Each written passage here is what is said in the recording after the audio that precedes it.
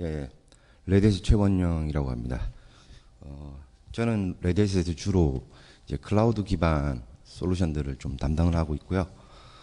예, 오늘 그 디지털 타임즈에서 아주 좋은 주제로 디지털 트랜스포메이션이라는 주제로 이렇게 컨퍼런스를 주최해 주셔서 발표를 하게 됐는데요.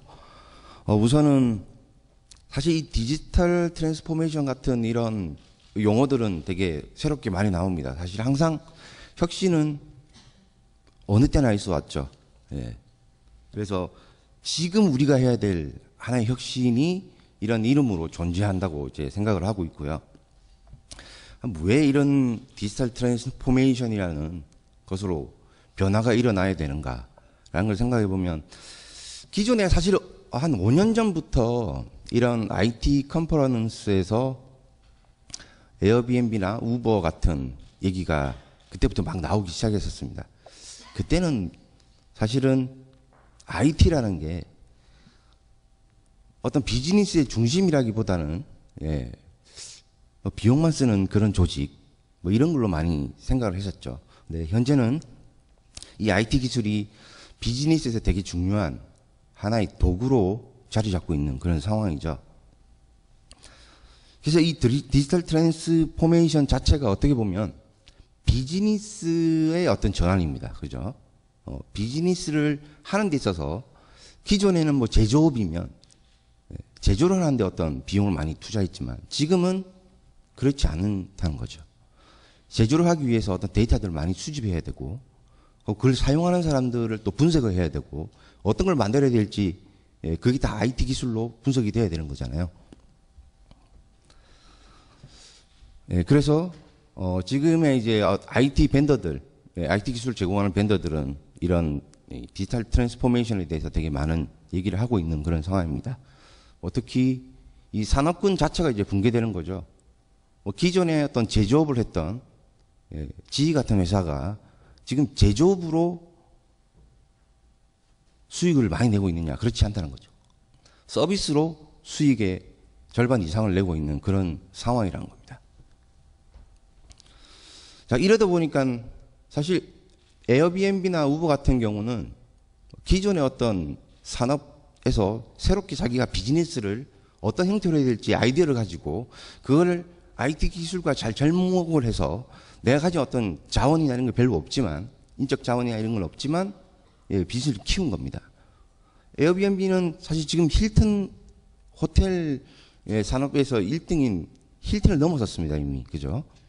그 정도의 어떤 블루오션에서 새롭게 비즈니스를 창출해냈다는 거죠.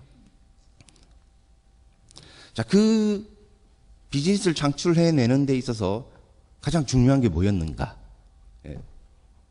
그럼 에어비앤비는 그 숙박을 제공하는 그 제공자들을 어떻게 모았는가? 당연히 웹사이트를 통해서 그런 사람들을 모집을 한 거죠. 당연히 IT 기술로 한 겁니다. 자, 그 서비스를 구현하기 위해서 어떤 기술을 썼을까요? 기존의 어떤 우리가 엔터프라이즈 운영하고 있던 그런 기술을 가지고 그걸 구현했는가? 일부는 그렇죠. 그렇지만 거기에 사용되는 어떤 인프라 기술이라든지 이런 것들은 클라우드 기반 이런 것들 많이 이용을 했다는 겁니다.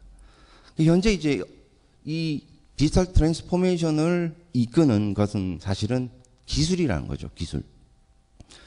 그래서 이 디지털 트랜스포메이션이라는 용어가 나오기 전에 사실 되게 많은 기술에 대한 얘기가 있었습니다. 클라우드, 가상화, 데브옵스 이런 것들이 다 지금 디지털 트랜스포메이션에서 주요한 키워드로 있는 그런 용어들이죠.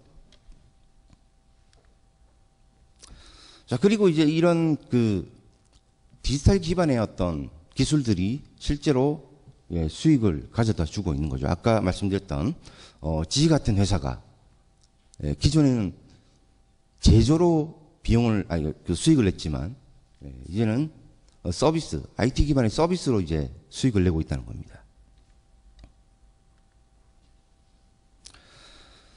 자, 여기 보시면 이제 90%의 CEO들이 이제 이 테크놀로지 사용하는 방법들을 이제 바꾸고 있는 겁니다. 뭐냐, 기존에 사실은,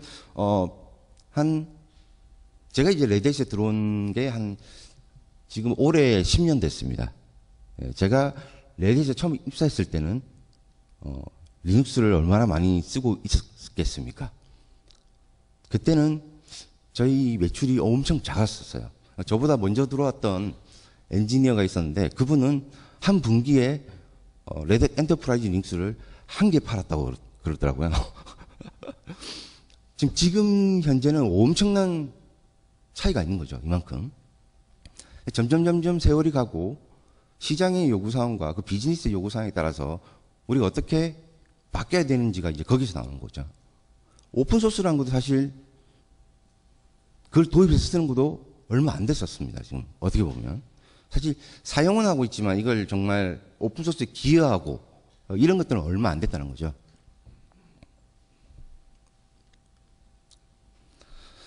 자, 사실 이 기술만 가지고 뭔가 혁신이 일어날 거라고 많이 생각들 하십니다. 아, 이걸 도입하면, 예, 내 비즈니스가 잘 될 거야. 이렇게 생각을 많이 합니다. 사실 그렇지는 않죠, 그죠? 예를 들어서 이제 클라우드라는 걸 보면, 클라우드를 쓰면 난 되게 좋아질 것 같아. 이 IT 환경이. 그렇게 느끼는 분들은 많지 않을 거라는 거죠. 왜? 클라우드는 사실은 그 클라우드 기술을 쓰기 위해서는 내가 이걸 왜 써야 되는지부터 먼저 이해를 해야 됩니다. 내가 왜 클라우드를 써야 되지? 비용을 줄이기 위해서? 아니면 확장성 때문에?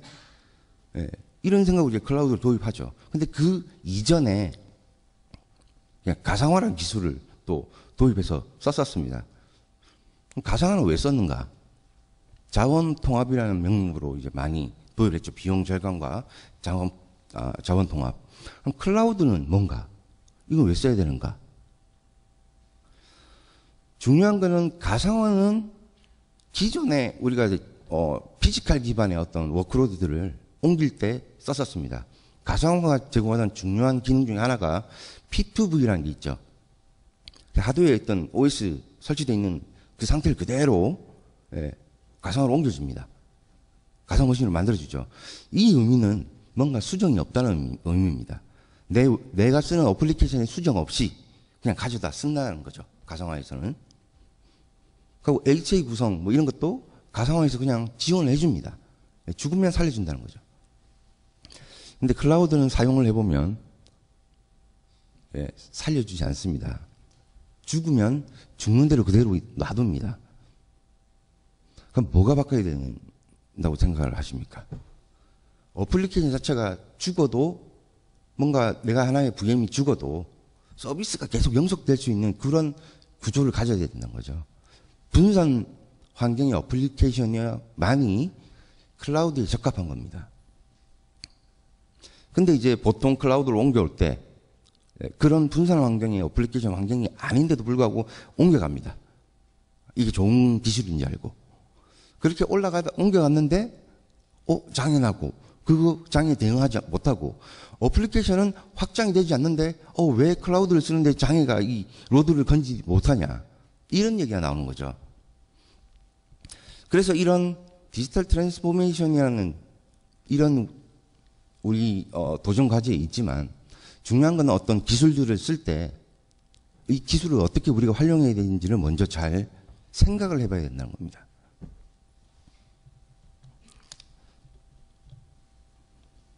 죄송합니다.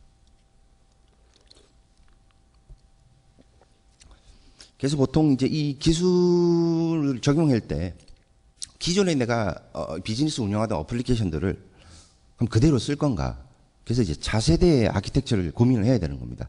내가 클라우드 기반에서 운영할 거면 이 클라우드의 어떤 리소스들을 어떻게 잘 활용할지에 대해서 고민하고 그 기반으로 어플리케이션 아키텍처를 수정을 해야 되는 거죠. 그리고 이제 클라우드 지향을 하는 어떤 플랫폼으로 좀 변화를 해서 그 어플리케이션들이 잘 운영될 수 있도록 확장하는 그런 구조를 가져야 될 겁니다. 자, 제가 이 데브옵스 얘기는 되게 많이 나옵니다. 뭐 현재 국내에 있는 어떤 IT를 하는 기업들은 되게 데브옵스에 대해서 얘기 많이 하고 이걸 도입하고 이런 걸 되게 많이 봤었죠. 근데 좀 아이러닉하게도 어떤 기업들은 원래 개발 조직과 운영 조직을 그대로 두고 데브옵스 팀을 따로 만들더라고요. 그런 조직들이 많습니다. 어떻게 보면 그건 데브옵스가 아니죠, 사실은. 그죠? 사실 개발과 운영팀을 잘 융합을 시켜서 그 두 팀이 잘 협업할 수 있도록 만들어야 데브옵스고요. 중간에 누군가 중재한다고 그 비즈니스 요구사항들 빨리 개발하고 빨리 그를 배치하고 서비스화 할 수 있냐는 거죠. 그건 아니라는 겁니다. 데브옵스는 사실 그 요구사항이 신속함에 있는 거고, 내 조직이 내가 비즈니스 요구하는 새로운 서비스를 빨리 만들어서 고객한테 전달할 수 있어야 되는데, 그냥 조직만 갖춘다고 되는 게 아니라는 거죠. 이게 기술하고 똑같은 겁니다. 클라우드 기술 도입했지만 잘 활용 못하는 거하고 동일하다는 거죠. 자, 그러면 이 디지털 트랜스포메이션 자체에 대해서 이제 우리가 어떤 상황인가. 많은 분들이 디지털 트랜스포메이션 얘기도 많이 듣고, 어떤 건지 알고, 용어도 알고, 4차 산업 시대도 잘 알고 있습니다. 그렇지만 준비를 하고 있는가, 실제로. 보시면 91%는 디지털 트랜스포메이션을 우리 기업에서 진행하고 있는 거에 나는 어떤 역할을 하고 있는데, 실제로 우리 기업이 잘 준비되어 있는가라고 응답을 한 분들은 아직 덜 된 상태라고 대답하신 분들이 한 60% 된다는 거죠. 얘기는 계속 들었지만 이게 다른 거라는 겁니다. 아직 준비가 많이 안 되어 있다는 거죠. 자, 그러면 이 디지털 트랜스포메이션을 하는 데 있던 혁신, 그리고 이제 최적화라는 이 두 가지가 있습니다. IT에서는 기존의 인프라를 최적화해서 혁신을 할 수도 있는 겁니다. 그죠? 또는 새로운 기술을 도입해서 혁신을 할 수도 있는 건데, 자, 필요한 거는 기존에 내가 운영하고 있던 건 버릴 수는 없죠. 버릴 수 없기 때문에 그걸 또 최적화해야 됩니다. 그걸 제일 잘 활용할 수 있는 어떤 방법을 또 찾아야 되는 거죠. 그 중에 하나가 이제 보통 가상화 같은 기술이고요. 또는 자동화입니다. 베어메탈에 우리가 배치되어 있거나 가상화에 배치되어 있는 어떤 워크로드들을, 예를 들어서 NCB라는 오픈소스 기술이 있습니다. 걔는 오토메이션을 할 수 있게 컴퓨테이션 매니지먼트하고 이런 기능들을 제공합니다. 그걸 이용해서 기존 인프라를 운영하는 운영 시간이나 또는 운영 비용들을 줄일 수 있습니다. 그게 IT의 이제 최적화라고 할 수 있는 거죠. 기존 인프라를. 자, 그러면 아까 말씀드렸던 것처럼 내 원래 기존 앱 환경들, 이런 것들을 우리가 이 확장하고 클라우드로 전환을 할 때 적합하게 바꿔야 되겠죠. 차세대를 하든 또는 그거를 좀 개선을 하든. 그런 것들이 필요한 거고요. 그게 안 될 때는 우리가 소스가 없어요.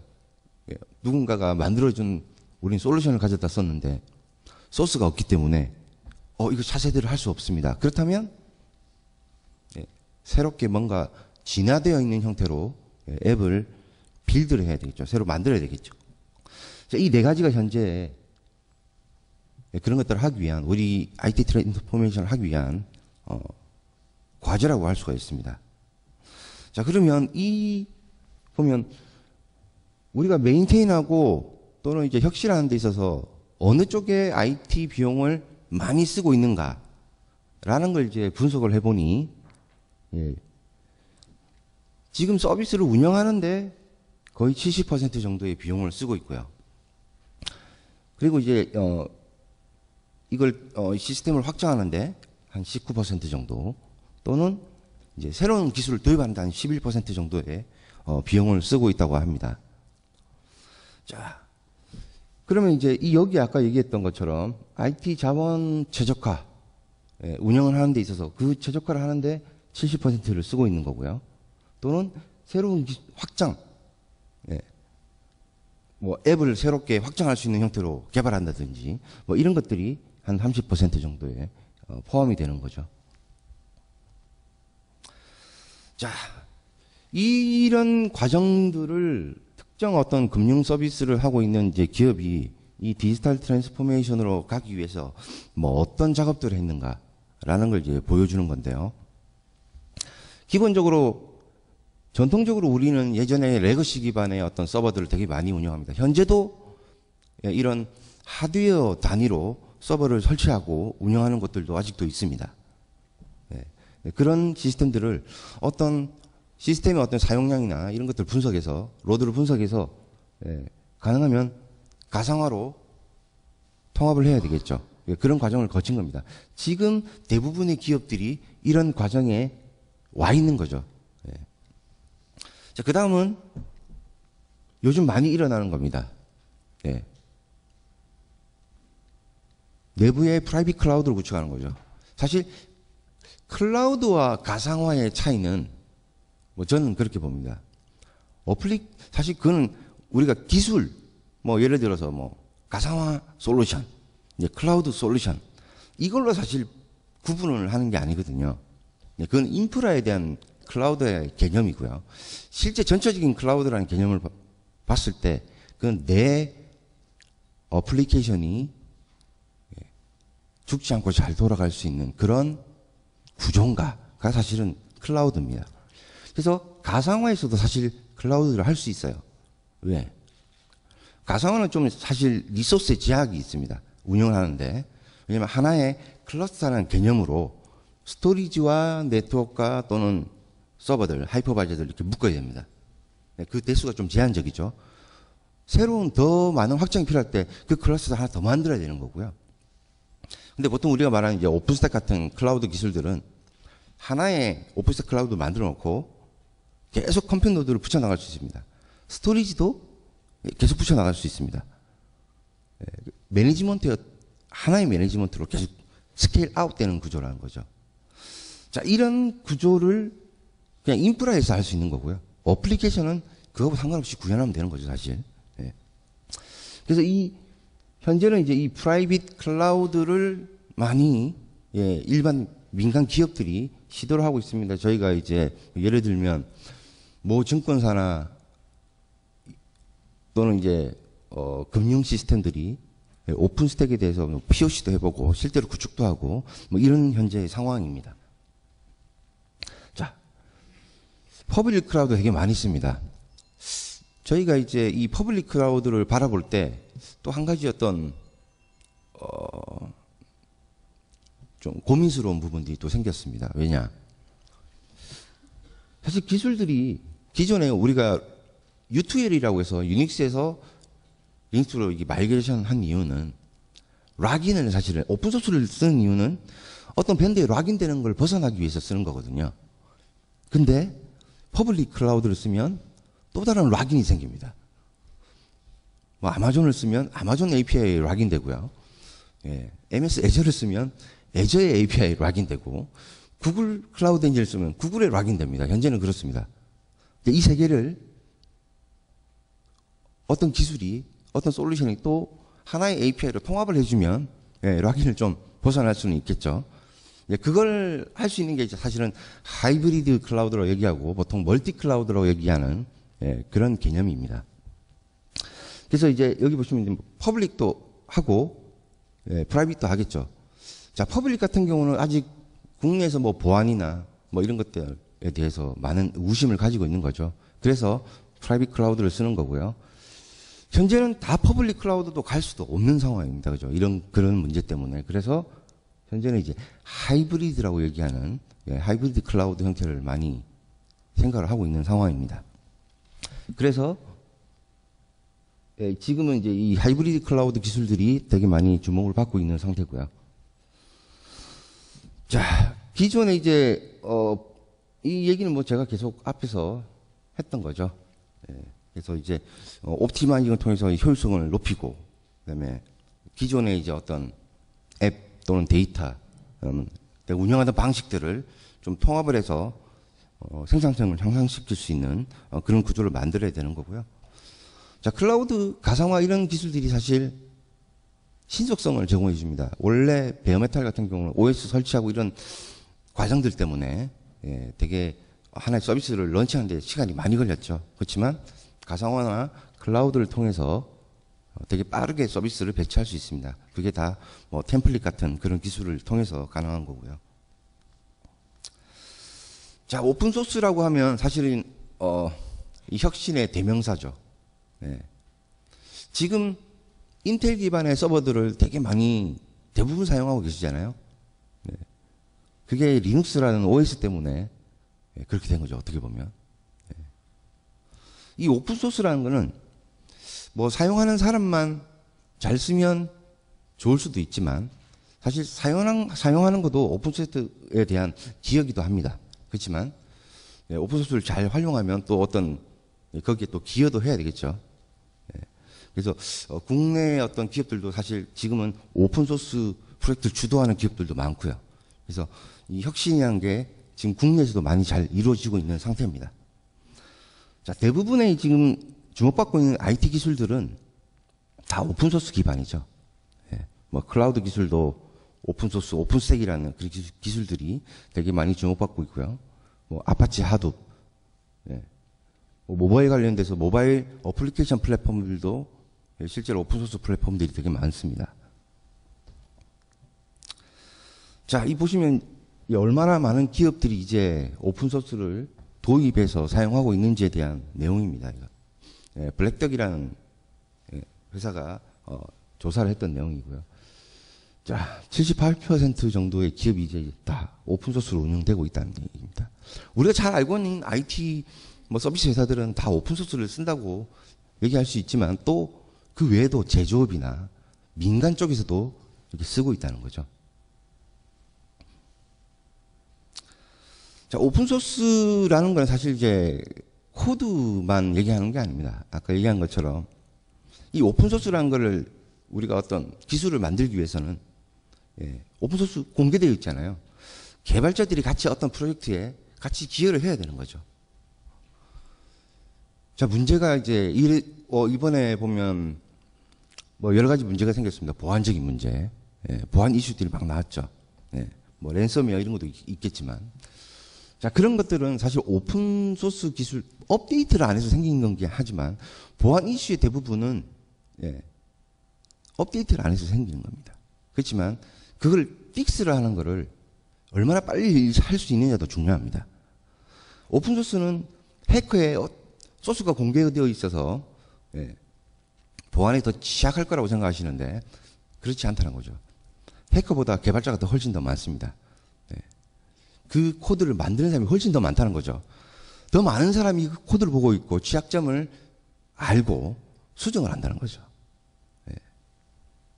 그렇기 때문에 이렇게 공유되어 있는 어떤 이슈들은 더 빨리 해결됩니다. 예를 들어서 레드햇이 제공하는 저희 오픈소스 제품들은 보통 보안 이슈가 발견된 걸 제로데이라고 얘기합니다. 제로데이로부터 저희가 3일 이내에 100% 픽스 또는 그걸 해결하는 방법을 제시합니다. 그만큼 빠르다는 거죠. 자, 가트너에서 얘기한 말인데요. 이제 오픈소스 도입은 완료됐다는 거죠. 뭐 거의 IT 조직에서 자기가 알든 모르든 오픈소스는 쓰고 있다는 그런 얘기고요. 자, 여기 보시면 거의 모든 산업군에서 다 오픈소스 쓰고 있습니다. 현재 보시면 뭐 지금 에어라인에서도 쓰고 있고요. 모바일 텔코에서도 쓰고 있고요. 의료기관들, 일반적인 이제 커머셜 뱅크, 국내 이제 증권거래소도 저희 엔터프라이즈 리눅스 기반으로 되어 있습니다. 자, 왜 이 레디햇이라는 회사가 또 이렇게 중요하냐? 당연히 레디햇은 뭐 오픈소스라는 기술을 저희가 서브스크립션하는 걸 통해서 고객들한테 비용을 받고 지원을 해주고 있습니다.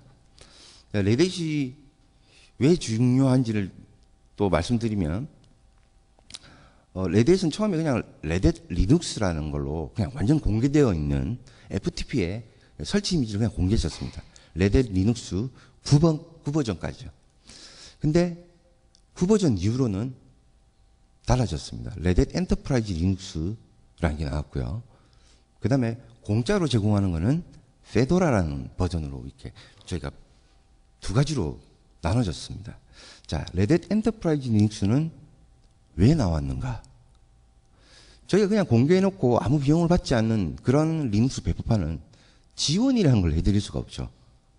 그래서 저희가 엔터프라이즈 리눅스가 나오면서 오라클의 오라클 DB를 거기에 설치할 수 있도록 오라클과 협업하면서 인증을 했습니다. 오라클 DB가 설치되도록 하고 하드웨어 벤더들하고 인텔 서버 하드웨어 벤더들하고 인증을 한 거죠. 서로 지원을 하겠다고. OS를 리눅스를 이 서버에 썼을 때 그게 시작이라는 겁니다. 그게 오픈소스를 커뮤니티에 있던 기술을 엔터프라이즈에서 쓸 수 있도록 바꿔놨다는 거죠. 이제는 저희가 그 리눅스만 하지 않고 IT에서 쓸 수 있는 모든 기술들을 그렇게 만들어가고 있다는 겁니다. 여기 보면 이렇게 많은 기술들이 저희가 제공을 하고 있는 거고요. 그래서 오픈소스 그 기술 그것만 있는 게 아니라는 거죠. 실제로 그냥 커뮤니티 기술을 쓰면 그 커뮤니티에서 어떤 지원을 받거나 물어보고 이렇게 해야 되지만 저희는 오픈소스 기술을 엔터프라이즈에서 쓸 수 있도록 거기 QA나 또는 기술 지원, 컨설팅 이런 다양한 것들을 제공을 하고 있는 거죠. 자, 레딧에서 제공하고 있는 이 오픈 하이브리드 클라우드라는 어떤 개념입니다. 여기 사용되는 어떤 기술들인데요. 자, 하위 보면 인프라 기술로서 레딧 가상화, 그다음에 레딧 스토리지. 레딧 스토리지는 크게 두 가지가 있습니다. 하나는 글러스터라는 분산 파일 시스템이 있고요. 세프라는 또 분산 스토리지 기술이 있습니다. 그리고 레딧 오픈 스택이 있고요. 클라우드 폼즈라는 기술은 하이브리드 클라우드를 매니지먼트하는 도구입니다. 그래서 클라우드 폼즈는 뭐 VMware의 vCenter 또는 레딧의 가상화, 오픈 스택, 그리고 뭐 아마존, 그다음에 MS 애저, 그다음에 구글 클라우드 엔진 이런 퍼블릭 클라우드 다 연결해서 관리할 수 있는 툴입니다. 자동화를 하기 위해서는 NCB라는 것을 사용해서 자동화를 할 수가 있고요. 레딧 인사이트 이건 좀 생소하실 텐데요. 저희가 이거는 저희 고객 포털에서 제공하는 겁니다. 이걸 통해서 고객이 어떤 자기 시스템의 취약점들을 분석을 하고 자동으로 분석하고 NCB 플레이북을 떨어뜨려 줍니다. 그 웹사이트에서 그 NCB 플레이북을 그 시스템에 바로 실행만 시키면 그 취약점이나 문제가 해결되는 그런 시스템입니다. 자, 실제로 이제 이 IT에서 쓰기 위한 기술들이 많습니다. 뭐 피지컬 머신도 있어야 되고요. 그리고 OS도 있어야 되고요. 그 OS에서 요즘은 이제 마이크로 서비스를 하기 위한 뭐 컨테이너 기술이라든지 미들웨어 이런 것들이 필요하죠. 뭐 그것만 있어야 되는 건 아니고 서비스와 또는 개발 툴, 관리 이런 것들이 필요합니다. 레딧은 이렇게 많은 영역들을 다 커버할 수 있는 솔루션들을 이제 기업들에게 제공을 하고 있다는 거고요. 저희가 되게 강력한 게 오픈소스 기업이지만 이 파트너링이 되게 잘 돼 있다는 얘기입니다. 클라우드 파트너로 MS, 아마존, 구글이 있고요. 이제 퍼블릭 클라우드 파트너죠. 그 외에도 이제 하드웨어 벤더들, 앞전에 발표해 주신 데렐, 뭐 인텔, 시스코, SAP 이런 기업들이 저희 기술 파트너고요. 그 외에 SI 파트너들도 있습니다. 글로벌한. 뭐 그 외에도 저희가 교육하고 실제로 이제 서브스크립션 구매하시면 저희가 기술 지원해 드리는 거고요. 컨설팅, 어떤 솔루션들을 배치하기 위한 부분에서 저희가 실제 엔지니어들이 레딧 엔지니어들이 가서 직접 구축을 해주고 설계를 해드리는 그런 서비스가 있습니다. 자, 그래서 지금 이제 디지털 트랜스포메이션 어떤 이런 도전에 어느 위치에 지금 본인들이 계시는 조직이 있는지 잘 고민을 해보시고요. 이제 내일 내가 어디에 있어야 될지 그런 것들을 또 고민할 수 있는 그런 오늘 컨퍼런스가 되셨으면 합니다. 감사합니다.